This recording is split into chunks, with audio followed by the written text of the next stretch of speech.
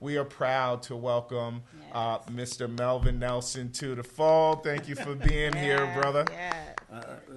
It's called Eat It or Beat It, Dad. My wife came up with that concept. Obviously, 7 kids, 7 different palates. You know, Dad's making one dinner.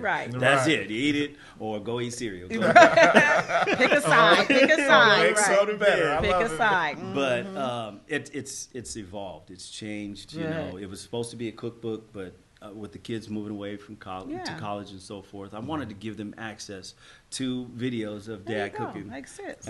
They have access to the recipes, and when I pass on, they stay connected. Just like I'm connected. Right, and if they feel in some type of way, they can hear Daddy's voice while they cooking something. That's genius. I dig cooking. My father was one that could make anything from nothing. He would make anything from nothing, man. It'd be like, hey, you know what? When your family's hungry, you provide. That's what you do. That's right. And my dad, you know, he was partly raised on the island, partly raised San Francisco, stateside, all over the place. You know, he had that culture ingrained in him, man, where food is family, and that's how you brought everybody together, man. You can go to any islander home. Yeah, of course. Any islander home, Filipino, Hawaiian, whatever you want to call it. You pop up at their house, man, you're welcome. You're welcome, man. And they have a ton of food. That's how my dad, that's the culture that was ingrained in him. He always made, it could be me and him, and there's like 8 courses down there, man. You better eat it. You better eat it. You have to adapt and learn to ride that line. What I learned as a young man, you know, watching my father was just, I wanted to be just like him when I was little. I wanted to walk like him, talk like him, be like him when I grew up. I wanted to do everything that he did. And then when I became a teenager and got around my influence in different areas, I wanted to be nothing like him. Hey, man, my dad, he's stoic, he's this, he's traveling. I don't want nothing to do with it. And then you find out as an adult, correct, I'm a carbon copy.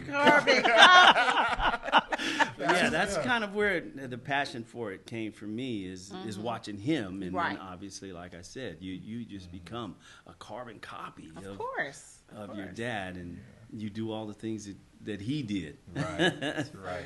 Because it keeps you aligned with him, keeps you. As much as we do as parents teaching our kids, you know, they teach us a lot. Of course.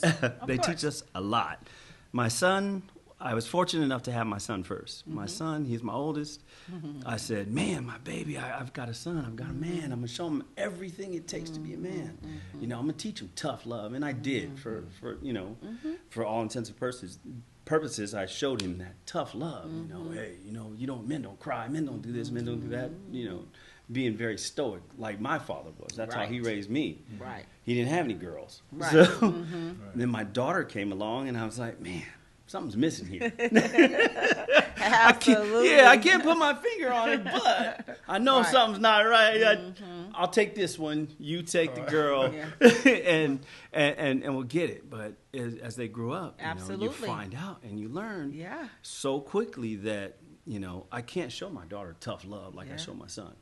But I have to be sensitive, of course, with my son like I am with my daughter. Of course. I can't deprive either one of them, of course, of any of those emotions, right, any of those feelings. So I learned. It was a learning process. Right. So you're picking up on that stuff. I mean, as much as you try to lead the way or hold their hands and walk them around certain things, eventually they're walking in your footsteps. Absolutely. My dad always taught me that, you know, you're not a product of your environment. You're a product of the decisions and the choices that you make when you're in those environments. And hey, man, I have no problem just shedding a tear or crying around them because they know, you know, it comes from love. I do it because, you know, it's from love. Yeah. I love that. I love that, Melvin. It's like, no matter where you are, you know, practice, you know, games, whether it be a play. Yeah. One thing you can always count on is you turn around, you're going to see me. Yeah, that's what's up. I love it.